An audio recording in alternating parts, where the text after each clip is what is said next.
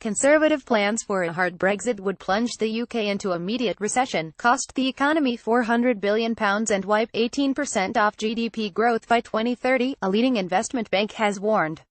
Research by Rabobank also shows that any form of Brexit, hard, soft or through a new free trade agreement (FTA), would be detrimental to the economy and British workers. Under a no-deal scenario, British workers would be left £11,500 poorer, while an FTA or soft Brexit would see working Britain's stomach and £9,500 or £7,500 below respectively. Prime Minister Theresa May said earlier this week her government was putting in place plans for no deal, and the research comes after Chancellor Philip Hammond warned of a Brexit cloud of uncertainty hanging over the economy. To compound matters, the UK was also singled out on Tuesday by the International Monetary Fund (IMF) as the only major economy not to see its growth forecast upgraded. Hugo Erkin, senior economist at Rabobank, said there has been extensive economic research into the immediate effects of Brexit, but they have largely focused on trade and investment, whereas implications of the different factors that affect productivity is only marginally or partially addressed. By looking at dynamics such as innovation, competition, knowledge and human capital, how they will change and what effects this will have on the structural makeup of the UK and European economy, our research shows that the long-lasting impact of Brexit is likely to be more severe than initially anticipated.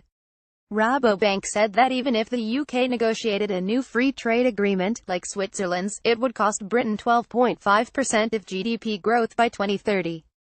A soft Brexit, where the UK remains part of the European internal market but exits the customs union, would result in a 10% hit. According to the research, a hard Brexit implemented in 2019 without a transition period would result in the UK economy immediately falling into a 2-year recession period. Hard Brexit would cause a jump in unemployment from 4.6% in 2018 to 6.2% in 2020, but this would only be temporary and quickly return to long-term structural unemployment levels. For the FTA and the soft Brexit scenario there would also be a recession, Rabobank said, but milder and much more short-lived. If negotiations in Brussels result in a hard Brexit, UK GDP is expected to decline by 2.4% following its departure in 2019.